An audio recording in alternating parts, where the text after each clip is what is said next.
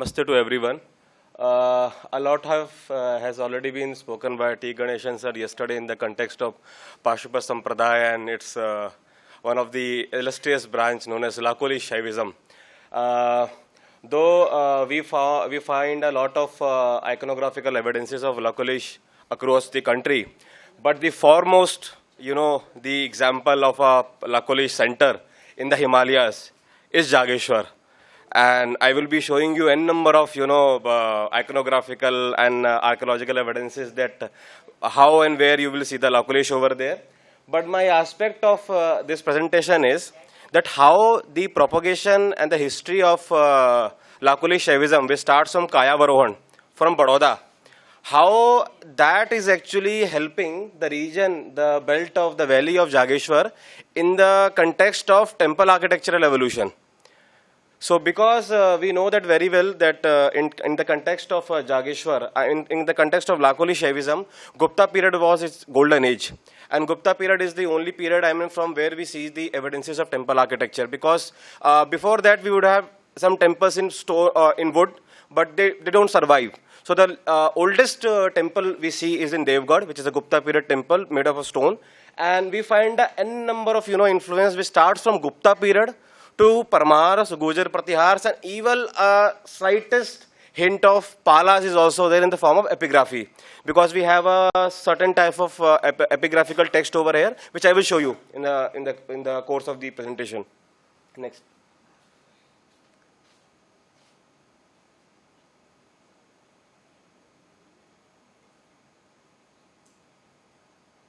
So basically, this is the context of Jageshwar. It's somewhat it takes 1.5 to 2 hours from Almora to reach to Jageshwar. It's a dense valley of Devdar forest. I have been to a number of Shivalayas across the country, but the essence of Shiva, what you feel over here in Jageshwar is something, out of the world. And there is a local folklore which says that locals see a naked man holding a club, roaming around in the Devdar forest. So he might be Lakolish in some of the Chinmaya form maybe. You can see, so I will be talking about 3 groups of temples. When we enter the valley, the first group is Dandeshwar. The name suggests Dandeshwar, which is holding a club. That means Lakolish. Then we have another group called Jageshwar, which is near the, there is a small village. And beside that, there is one more group, which is known as Kuber group of temples. So I will be talking about all these temples in a brief. Next. So this is the plan of Jageshwar temple. You can easily see that there are majorly 2 temples. One is actually Purvavimukh, one is actually Paschavimukh. So what is actually Purvavimukh is actually Jageshwar, and what is actually facing west is actually Mahamrityunjeshwar temple. And you will see n number of small temples also. So basically they are actually ceremonial temples. Like for example, they were built in the context of 8th century CE when Katuris were ruling the region of Kumaon. And for example, if a king visits the temple, and to mark his visit, a small linga is established. So in that case, you will see n number of small links, small shrines around the temple. But the major 2 temples are Mahamrityunjeshwar and the Jageshwar temple. And legend also says that Bhagavad Adi Shankaracharya also visited this place. And what happened actually was that, as the name suggests, Jageshwara, the linga is so Jagrit that everyone used to come for a boon. So Bhagavad Path thought that it's not a good idea, so everyone can go and get whatever he wants. So literally he did a Kilita Kriya on Shivling. So there is a small, I would say a small hole above the Shivling. People said that there was a nail was embedded by Bhagavad Path over there. It's just, folklore, I would say a myth, something like that. But, we don't find this route taken by Bhagavad Path in the Shankar Digvijay. So I don't think so historically this claim can be, given some sort of power, something like that. And you can see a small river, Jataganga, and there is also a small cremation ground. Though there was a tradition when ashes used to come. And there is also one, a theory that basically this area where the temple is established, basically a lot of approximately 100 Katuri kings did sati over here. So basically this whole area is a samshan where the Shivalings are established. This is the Jageshwar group of temple. Next. This is another photograph of Mahamrityunjeshwar. That was Jageshwara. This is Mahamrityunjeshwar. Next. This is another group, Dandeshwar group of temples. You can, and this is Kuber group of temples. This is one of the, I think, most beautiful temples I have seen in my life, because the deities over here is something different. I will be talking about that also. It's something, you know, I have never ever seen across anywhere in the country. Next. So yes, here we have three different form of temple architecture, which are basically the basic preliminary forms of Nagar temple architecture. I mean, here we don't have any influence of, I mean, we have a slight, you know, influence of Dravid. I mean, we can say that. That in the last one, Vallabi one, I will tell in that particular side. So one is Latina, which we have a central Latin. There is a Famsana, where we have the levels. It can also be compared with the Pida Deul, what we have in Kalinga Nagara temple. If you just visualize the Konark temple, so if you see that Pida Deul, the Pida Deul is actually an offshoot of Famsana. The Famsana actually developed into the Pida Deul style. There on the Shukanasika, you can see Lakulish. I will be also presenting the full image of that, I mean what all is there. And the another one is the Vallabi. Basically Vallabi temples were, majorly what we see is the Vallabi temples were used to enshrine only the Devi deities. I mean, it was not used for the male deities, but we have some examples, but majorly it is used for the, you know, the female deities of the Shakta, for the Shakta Sampradaya. And here also we have two temples. One is Pushti temple and it is Navadurga temple, both for the, you know, the female forms of Shakti over here in the temple complex. Next. And there is another form which is actually flat surface. We don't have any sort of, you know, ornamentation how you saw over there. So this is actually Dandeshwar group of temple, where you have very flat surface. So basically this can be actually termed as a pre-form of Latin Nagar. Like after this, the Latin Nagar evolves and we have more ornamentation to see on the temple surface. And even you can see the Shukanasika is also not well elaborated. You know, because what is happening is the people who are traveling to Jageshwar from the region, because there are four, you know, if we imagine the Pashupat landscape, there are four important centers: Kayavarohan, Ujjain, Mathura, and another being is Jambu Marg, which is somewhere located near the Shakambari lake, near Ajmeru or Ajmer, somewhere that area. So these are four centers, and these four centers, if you today go, the major temples which are surviving, ranging from 8th century to 12th century, Parmara, Gujar Pratihara, and Gupta are basically from this region. So we can see that people who would have been, you know, traveling from this region to Jageshwar are not only carrying the religious practices of Lakuli Shaivism, they are also carrying the art, architecture, that how the region is actually developing in terms of architecture over there. Next. So you can see, I mean, this all, you can see the evolution in the complex itself. You have the primitive form, which might have started in the maybe some, even before 5th, 6th century. Then we have a later 8th century form, and then we have a more, you know, advanced form. We have because you can see in the last two photographs, the ornamentation, you know, difference between the two photographs. Here, everything is blank, and suddenly after a period of maybe 50 to 100 years, there is a sudden change into the, you know, the ornamentation you can see. And you know, the Shukanasika, which is actually the, you know, procuted part of the Shikhar, from the Shikhar, is one of the most important parts, because whatever is actually displayed over there actually shows the power and the sovereignty, you know, what authority that particular deity which is over there is actually showing across the region. Next. You can see, I mean, these are all, you know, spread across the valley, and I had the fortune to walk across the, you know, Devdar forest. So I was actually doing masters at that point of time from SPA. So that was actually, I was waiting from a long time to write something on this, and I got the opportunity to present this after some, say 5 years. Next. So here you can see the evolution of Fasana also. You can see the small shrine. You can see a more, you know, developed form, but the Shukanasika is totally blank. We have very, you know, very primitive form of iconography happening, and suddenly, and you can see, you know, a more, you know, diverse form of Fasana is coming, where you have a Lakulish over the lintel. You can also see the guardian deities on the lintel, on the door and lintel part, and I mean, Unluckily, there was no shivling inside. They might have been because a lot of thing has been, sent to the Dehradun ASI circle. And there is also a site museum in Jageshwar. I will be showing you a photograph of a Lakulish, which is one of its only kind. I mean, there is nothing, we have never ever reported a Lakulish of that kind, sitting in a, sitting mudra, holding in a forearm Lakulish is there. It was actually stolen in 1950s. But it was again reclaimed in around somewhere in 2011. I think from US, if I'm not wrong. So yes, this is actually Vallabhi. So Vallabhi temples are actually influenced from Shala element of Buddhist architecture.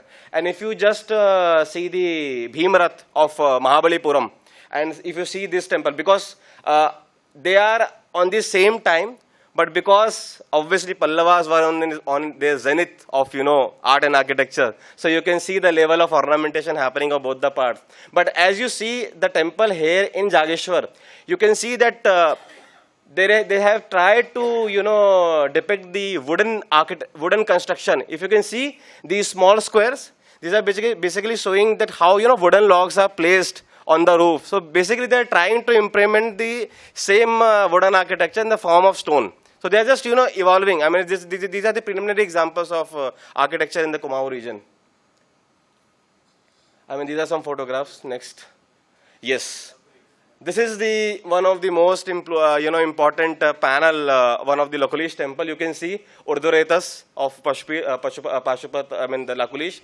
He is having the Dand, and he is having his 4 disciples, Garga, Mitra, Koshika, and there is another one, though unnamed, but somewhere it is named as Karusha or something like that.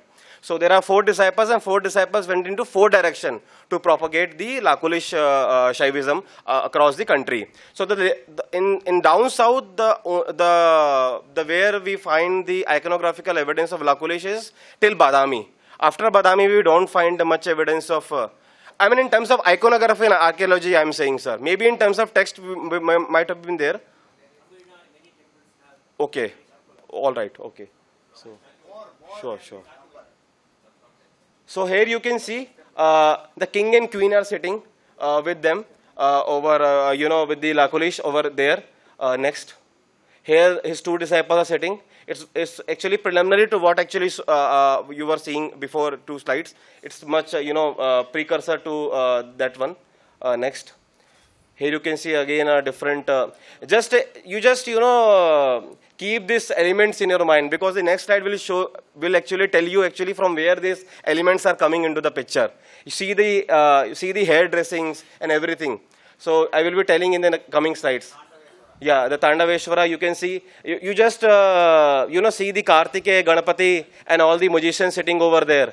Just see the iconography and the hairdressing style what they have. The next slide will be actually showing you, how the things are traveling, and you will be astonished to see the, the journey between the 2 different spheres in the country, how the things are traveling apart from the religious practices and all. Next slide. You can see the Kartikeya from Gupta period, exactly the same, which is replicated somewhere dense in the forest of Kumaon. I mean, and you can see that even the Ganapati, and these both were actually found somewhere in Aichhatra Gad, which is there in Uttar Pradesh. This is actually the one of the highest period of Gupta art, but the forms and function of somewhat Ganapati and Kartikeya is somewhat same. I mean, we have very less, the Upaveet is still not there. So I might like to add this, that still the, the Brahminical practices are evolving. We don't find Upveet on the Gupta, iconography at all. Neither on Vishnu. I mean, if you just see the Devagad Vishnu also, he is not having any Upveet over there. And, there are many more things to add to this. Next. The same hairstyle what you saw over there, I mean in the panel, and that same, the Shuknasika. If you can see that small, element of Gupta architecture which is coming directly from the Buddhist period to Gupta period, and then, going all the way to Kumaon. Yeah. Next. See, I mean, the same Ganga, Yamuna, and the Dwarapal. I mean, the elements of the architecture, it's because the whole idea is to show that how even, this Sampradaya becomes a carrier of art and architecture also. This is the idea of the presentation altogether. Next. I mean, you can see this is very famous Vishnu, which is actually placed in National Museum, and it is actually the last phase of Gupta, high Gupta architecture. Here the Upaveet comes. Here the Upaveet is there. Upaveet is there. You can see very well Upaveet is coming down. But in Devagad you don't find Upaveet anywhere on the Vishnu. No, nowhere you will find the Upaveet. Next. You can see the Dwarapas. I mean, they are a bit crude in nature in terms, if I talk in terms of art history and art, art in terms of the how art historian talks. I mean, the architecture is still the art is still evolving. We can see a slight hint of ornamentation and Jatavaran and all the attributes they are holding right now over here. This is the main entrance of Jageshwar Shivling, Jageshwar temple. Next. Yes, so we have 3 different forms of shivling over there.